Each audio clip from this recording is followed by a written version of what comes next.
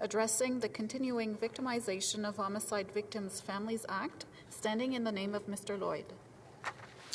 Mr. Lloyd, seconded by Mr. Cooper, moves that Bill C-236, an act to amend the Criminal Code, the Corrections and Conditional Release Act, and Prisons and Reformatories Act, be now read a second time and referred to the Standing Committee on Public Safety and National Security. Debate. The Honourable Member for Parkland. Thank you, Mr. Speaker. Mr. Speaker, this might be the most important speech that I give as a Member of Parliament in my political career so far, because I think we can all agree in this House that the promises that we make to our constituents, particularly constituents who are families of victims of crime, are the most important promises we make. I've been a Member of Parliament for 8 years, and this is the first opportunity that I've had to bring forward this private member's bill. This legislation was named in honour of Lyle and Marie McCann from St. Albert, Alberta. They were brutally murdered in 2010. Their killer is currently behind bars, but to this day we do not know the location of their remains. I want to start by reading a statement from their son, Brett McCann, on behalf of the McCann family. On July 3, 2010, Travis Vader killed my parents, Lyle and Marie McCann. In early 2017, Vader received a life sentence for this despicable crime. Vader has never acknowledged that he committed this heinous crime. Our pain is everlasting. We will never forget or forgive what Vader has done. We know that it is critical for Vader's rehabilitation that he admit to having committed the murder of my parents. This is a prerequisite to any possibility of him having a role in normal society. As part of this admission, Vader would also need to provide authorities with the location of my parents' remains. It is very important to myself and my family that my parents' remains be located and buried properly. I think it is a critical component of our grieving, and the one individual who knows where my parents' remains are has said nothing. Vader must reveal what he did with my parents' remains. No body, no parole laws have been enacted in Australia as a way of trying to bring closure to the families of murder victims. Similarly, in the United Kingdom, they have implemented McCanns Law. Like our Commonwealth partner countries, Bill C-236 should be implemented in Canada as well. On July 3, 2010, 78-year-old Lyle and 77-year-old Marie McCann from St. Albert embarked on a road trip to British Columbia. They were on their way to pick up their daughter in Abbotsford, BC. Tragically, they never arrived. On the evening of July 5th, their motorhome was found ablaze at a campground near Edson, Alberta. The investigation led to the arrest and conviction of killer Travis Vader. While it is rare for someone to be convicted of murder without having found a body, a judge decided that the overwhelming amount of evidence concluded beyond a reasonable doubt that he had committed the murders. Vader is behind bars to this day, but was eligible for parole as recently as last year. He has continuously refused to disclose the location of the remains of his victims, meaning that the family has never been able to hold a proper funeral and get that closure. I believe that withholding information that would lead to the recovery of victims' remains is an ongoing crime against the victims' families. It is a crime that currently has no consequences. The idea that a killer could be released on parole while they continue to refuse to provide this information is abhorrent to Canadians. What Bill C-236 proposes to do is to address this injustice by giving judges, parole boards, and correctional authorities new powers to consider an offender's refusal to cooperate in disclosing the location of their victims' remains at sentencing, in parole hearings, and in other release decisions. Currently, there is no requirement for an offender's refusal to disclose to be considered by judges or parole boards. This bill seeks to amend 3 statutes: the Criminal Code, the Correctional Release Act, and the Prisons and Reformatories Act. The amendments to the Criminal Code seek to achieve this. At sentencing, so after they've already been convicted, the court will consider an offender's refusal to provide information on the location of their victims to be an aggravating factor. If the court decides not to consider the offender's refusal to provide this information at sentencing, it must provide the reasons for this decision. And this seeks to ensure accountability and transparency for victims' families, who all too often don't understand what's going on in the courts. If an offender is sentenced for more than 2 years to life and refuses to provide information on the location of their victims' remains, the court has the discretion to order that parole will not be considered until half the sentence has been served or 10 years, whichever is less. At sentencing, the judge would have to determine, based on the facts of the case, whether they believe that the offender has material information that would lead to the recovery of victims' remains. In cases where a judge does not believe an offender has this material information, then a judge would have the discretion not to use these powers. If these powers are used, and later an offender does provide material information that leads to the recovery of the victim's remains, or if the circumstances leading to the order being put in place cease to exist, such as the remains being found on their own, then the court would have the power to revoke this order. The amendments to the Correctional and Conditional Release Act are as follows. It adds a section under 102 that the parole board has the discretion to refuse to grant parole if it deems that the offender is withholding information on the location of the remains based on the facts of the case as determined by the sentencing judge. It also adds in section 116 that the parole board has the discretion to refuse to authorize unescorted temporary absences if it deems that the offender is withholding information on the location of remains. The amendments to the Prisons and Reformatories Act are as follows. Cooperation in locating the remains of victims will be considered in granting temporary absences. These are circumstances where an inmate may be authorized to leave prison because of humanitarian or other reasons, so that these requests may be declined. They have the discretion to decline these requests if an inmate continues to withhold the whereabouts of the remains. The Charter of Rights and Freedoms guarantees the right for an accused person not to be compelled to provide testimony that would be incriminating against themselves. This is a very important constitutional protection. C-236 does not create any consequences to an accused for the purpose of compelling information about the remains of their alleged victims. These legislative powers would only come into effect after an accused has been convicted for a crime involving the death of a person and when a judge has determined, based on the facts of the case, that the offender has material information that they are withholding. It strengthens the tools available to the justice system to hold offenders accountable.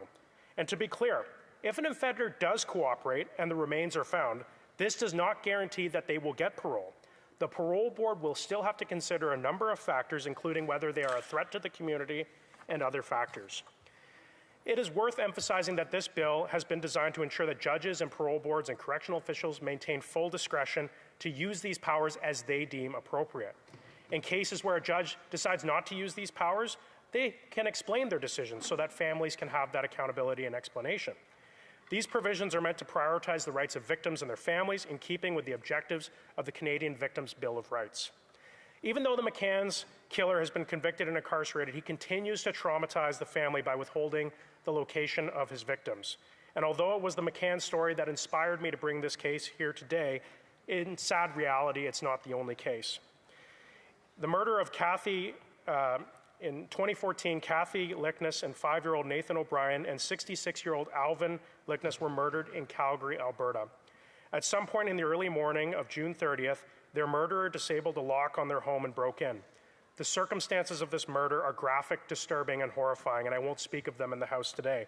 But purely by coincidence, a photo shot by a camera on a plane owned by a digital mapping company showed their bodies laying face down on the property of the convicted.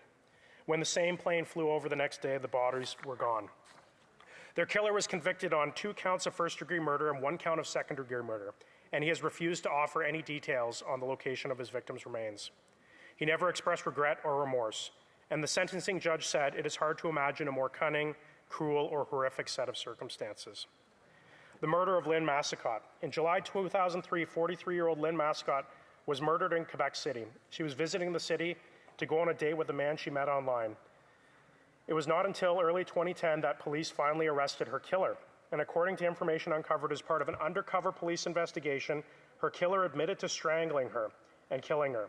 After violating her body, he dumped it on the banks of the St. Lawrence River.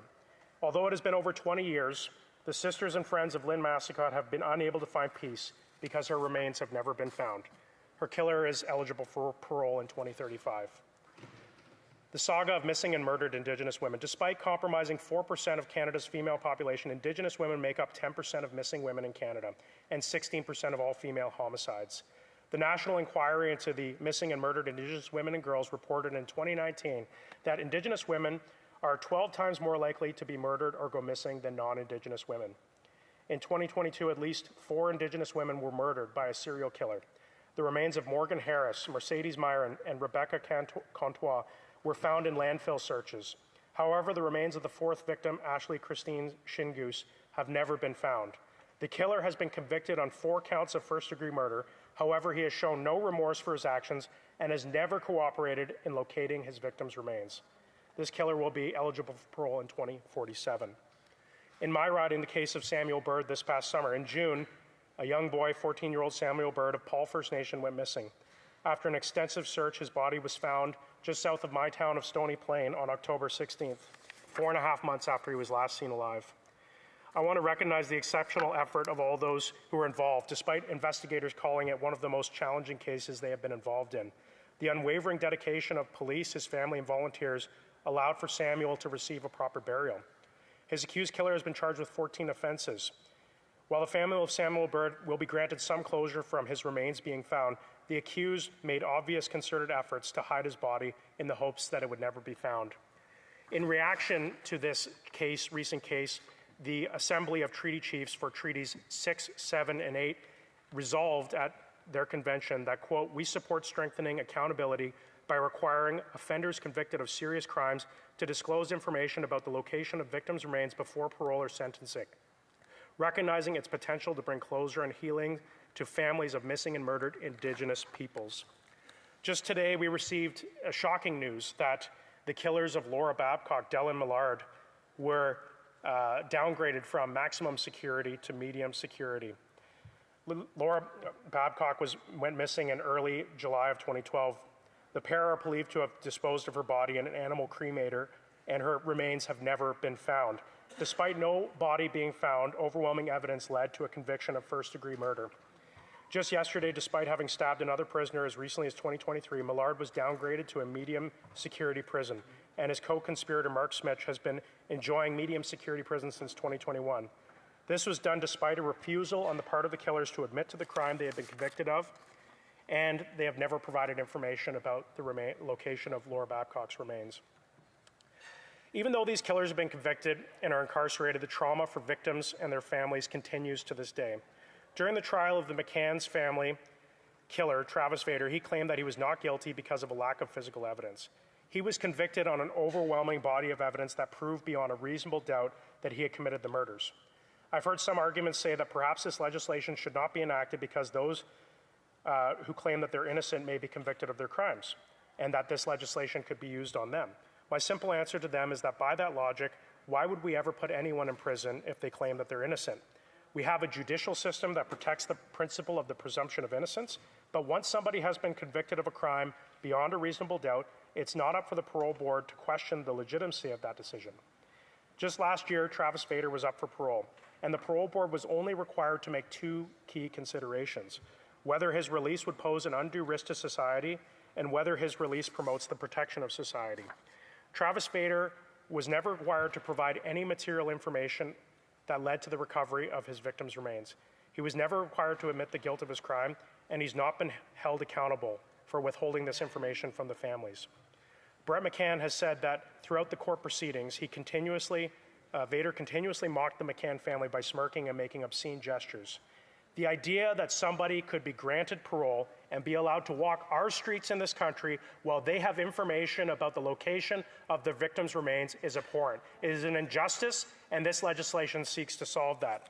Just because a killer is prosecuted and incarcerated does not mean that victims' families have full closure. In fact, victims' families could never have full closure. But not having the remains of their loved ones is an ongoing trauma that families face each and every day. As long as these remains go unfound, it continues to impact those victims' dignity and the well-being of those families. I introduced this legislation because I believe families have a right to know where their loved ones are. They have the right to give them a proper funeral, and those who would deny them these fundamental rights, the fundamental decency of having their remains for a funeral, must be held to account. I haven't made this a partisan issue, Mr. Speaker. I hope that I can get support from all parties for this common sense legislation. that's needed to support families. Thank you, Mr. Speaker.